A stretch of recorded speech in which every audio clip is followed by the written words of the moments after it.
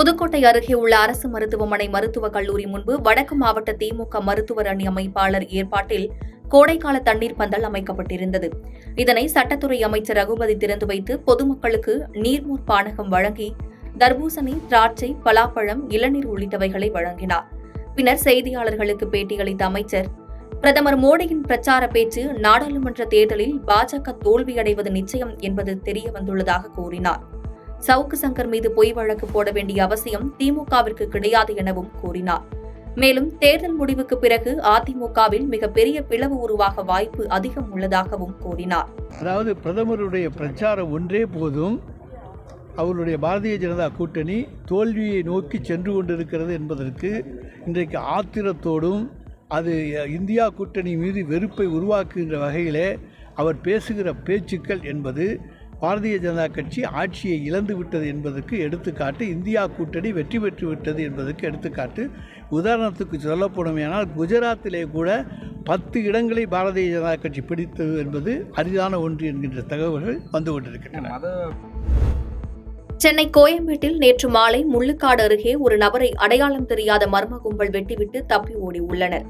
இது தொடர்பாக காவல்துறை கட்டுப்பாட்டு மையத்திற்கு கிடைத்த தகவலின் பேரில் சம்பவ இடத்திற்கு விரைந்து சென்ற கோயம்பேடு போலீசார் உடலை கைப்பற்றி அரசு மருத்துவமனைக்கு பிரேத பரிசோதனைக்காக அனுப்பி வைத்தனர். இதுகுறித்து வழக்கு தொடர்ந்த காவல்துறையினர் முதற்கட்ட விசாரணையில் இறந்து போனவர் மதுரவாயில் பகுதியைச் சேர்ந்த முகமது ஆதாம் என்பது தெரியவந்தது. மேலும் இவர் சரித்திர பதிவேடு குற்றவாளி என்பதும் போதை மாத்திரை விவகாரம் தொடர்பாக நண்பர்களுக்குள் இருந்த மோதல் காரணமாக இந்த கொலை நடந்ததாக தெரியவந்துள்ளது. மேலும் இந்த கொலை சம்பவத்தில் ஈடுபட்ட 4 நபர்களை காவல்துறையினர் கைது செய்தனர். பின்னர் கைது செய்யப்பட்ட 4 பேரையும் எழும்பூர் நீதிமன்றத்தில் ஆஜர்படுத்தி நேற்று இரவு புழல் சிறையில் அடைத்தனர்.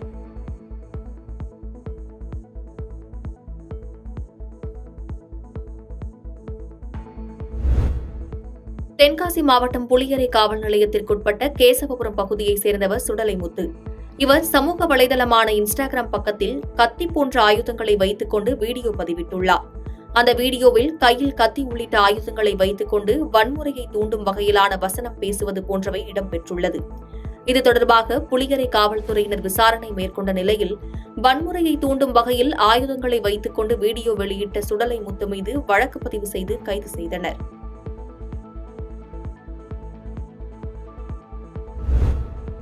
உலக செவிலியர் தினத்தை ஒட்டி தமிழ்நாடு அரசு செவிலியர் சங்கத்தினர் மக்கள் நல்வாழ்வுத்துறை அமைச்சர் மா சுப்பிரமணியனை சென்னை பசுமை வழிச்சாலையில் உள்ள அவரது இல்லத்தில் சந்தித்தனர். பின்னர் தமிழகத்தில் பணியாற்றக்கூடிய சகோதர சகோதரிகளுக்கு தமிழக அரசு சார்பில் செவிலியர் தின வாழ்த்துக்களை அமைச்சர் கூறினார். இதன் பின்னர் செய்தியாளர்களை சந்தித்த அமைச்சர், திமுக அரசு பொறுப்பேற்ற பிறகு செவிலியர்களுக்காக தொடர்ந்து தொண்டாற்றிக் கொண்டிருக்கிறது என்று கூறினார்.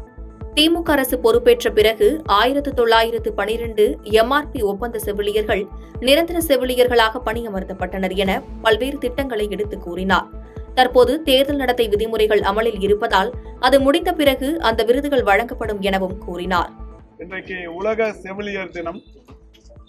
செவிலியர்களின் முன்னோடியான ஃப்ளாரன்ஸ் நைட்டிங்கேல் அம்மையாரின் பிறந்த நாளான ஒவ்வொரு மே திங்கள் 12ஆம் தேதியும் ஆண்டுதோறும் சர்வதேச செவிலியர் தினமாக கொண்டாடப்பட்டு வருகிறது. அந்த வகையில் இந்த ஆண்டுக்கான கருப்பொருளாக பொறுப்பேற்றதற்கு பிறகு செவிலியர்களின் பல்வேறு கோரிக்கைகள் நிறைவேற்றப்பட்டு கொண்டிருக்கிறது. 90% மேலான கோரிக்கைகள் முழுமை பெற்றிருக்கிறது. குறிப்பாக இந்த அரசு பொறுப்பேற்றதற்கு பிறகு ஒரு 1412 ஒப்பந்த செவிலியர்கள் பணியில் அமர்த்தப்பட்டிருக்கிறார்கள். மயிலாடுதுறை மாவட்டம் குத்தாலம் அருகே திருவாலங்காடு கடை வீதியில் கௌதமன் என்பவர் அசைவ உணவகம் நடத்தி வருகிறார். இவரது கடைக்கு சாப்பிடுவதற்காக 10க்கும் மேற்பட்ட இளைஞர்கள் வந்துள்ளனர். அப்போது தோசையில் எண்ணெய் ஊற்றாமல் கேட்டுள்ளனர். ஆனால் கடை ஊழியர் தோசையில் எண்ணெய் ஊற்றி கொடுத்ததாக கூறி இதனால் ஆத்திரமடைந்த இளைஞர்கள் கடை உரிமையாளர் கௌதமனை கடுமையாக தாக்கியுள்ளனர். கடையில் இருந்த சேர் உள்ளிட்ட பொருட்களை கொண்டு உரிமையாளரை தாக்கும் CCTV காட்சிகள் தற்போது வெளியாகி பரபரப்பை ஏற்படுத்தியுள்ளது. இதில் காயமடைந்த கௌதமன் தற்போது மருத்துவமனையில் சிகிச்சை பெற்று வருகிறார். இச்சம்பவம் தொடர்பாக கடை உரிமையாளர் காவல் நிலையத்தில் அளித்த புகாரின் பேரில் குத்தாலம் காவல்துறையினர் விசாரணை மேற்கொண்டு வருகின்றனர். பாதகம் செய்பவரை கண்டால் நாம் பயங்கொள்ளலாகாது பாப்பா, மோதி மிதித்து விடு பாப்பா, அவர் முகத்தில் உமிழ்ந்து விடு பாப்பா. அண்மை செய்திகளை உடனுக்குடன் தெரிந்து கொள்ள இணைந்திருங்கள் இயம்நாடு தொலைக்காட்சியுடன்.